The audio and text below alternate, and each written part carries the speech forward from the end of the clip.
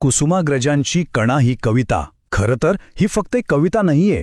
ही एक जबरदस्त गोष्ट आहे माणसाच्या हिंमतीची, कोणत्याही संकटात न तुटता न वाकता उभं राहण्याच्या जिद्दीची. चला आज या अजरामर कवितेत काय दडले ते पुन्हा एकदा बघूया.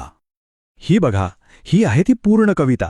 आपण सगळ्यांनीच ही कधी ना कधी शाळेत वाचली असेल नाही का? पण त्या वयात याचा खरा अर्थ कितीसा कळतो? आज आपण जरा वेगळ्या नजरेने पाहूया, कारण यातला जो संदेश आहे ना, तो आजही तितकाच महत्वाचा आहे. तर कवितेची सुरुवातच होते एका प्रश्नाने, ओळखलत का सर मला? विचार करा, बाहेर धोधो पाऊस पडतोय आणि अशा वेळी एक अनोळखी माणूस दारात उभा राहून तुम्हाला हा प्रश्न विचारतोय. फक्त एक साधा प्रश्न, ओळखलत का सर मला? पण या एका प्रश्नात कितीतरी भावना आहेत. थोडी भीती, थोडी उत्सुकता आणि थोडी अस्वस्थता. कोण असेल हा माणूस आणि अशा अवस्थेत का आला असेल? आणि त्याचं वर्णन कसं आहे बघा. पावसात भिजून आलेला, कपडे पूर्ण चिखलाने माखलेले, केसांवरून पाणी टपकतंय. त्याचं ते रूपच सगळं काही सांगून जाते की अरे बापरे, या माणसावर काहीतरी खूप मोठं संकट कोसळलंय. आता पुढे जाण्याआधी एक सगळ्यात महत्वाची गोष्ट समजून घेऊ. कवितेचं नाव आहे कणा.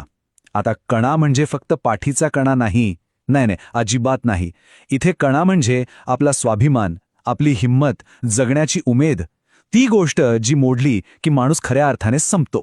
बरं, तर तो आलेला पाहुणा जरा वेळ शांत बसतो आणि मग सांगायला सुरुवात करतो की नक्की काय घडलं. तो सांगतो की त्याच्या घरात गंगामाई पाहुणे म्हणून आली होती.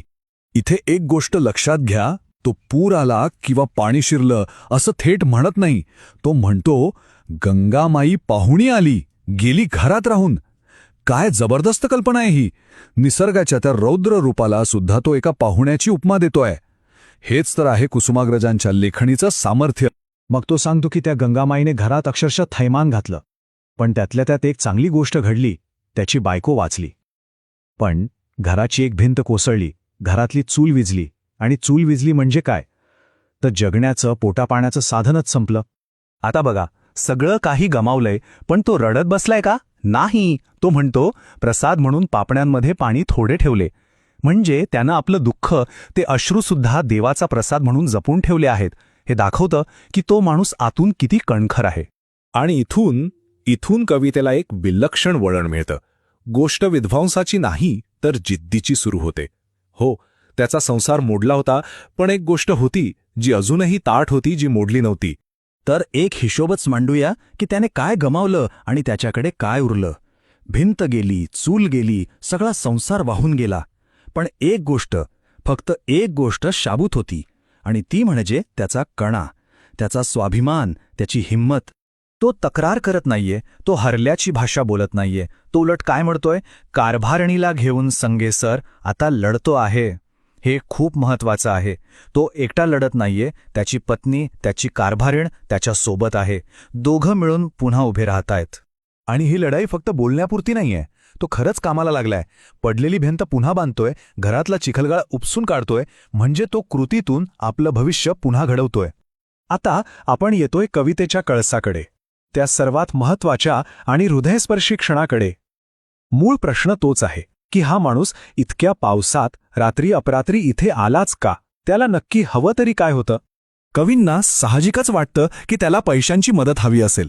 ते मदतीसाठी आपल्या खिशाकडे हात घालतात. आणि तो माणूस काय करतो? तो हसतो आणि त्यांना थांबवतो. त्याचा तो स्वाभिमान पहा. त्याला पैसे नको होते, त्याला भीक नको होती.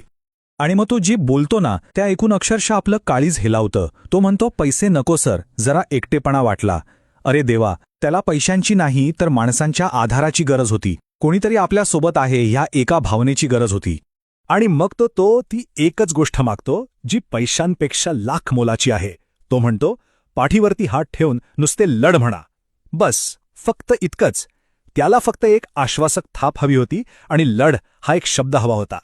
कारण कधीकधी पैशांपेक्षाही या शब्दांची ताकद खूप मोठी असते. आणि म्हणूनच कवितेची ही ओढ सगळं काही सांगून जाते. मोडला संसार तरी मोडला नाही कणा. त्याचं बाहेरचं जग, त्याचा संसार उद्ध्वस्त झाला होता, पण त्याचा आतला माणूस, त्याचा तो स्वाभिमान, त्याचा कणा, तो अजूनही ताठ होता. कुसुमाग्रजांची ही कविता आपल्याला खूप काही शिकवून जाते, नाही का? पण जाता जाता एक प्रश्न स्वतःला विचारण्यासारखा आहे. जेव्हा आपल्यावर एखादं मोठं संकट येतं तेव्हा आपला कणा काय असतो? अशी कोणती गोष्ट असते जी आपल्याला पडू देत नाही, जी आपल्याला पुन्हा लढायला बळ देते? याचा विचार नक्की करा.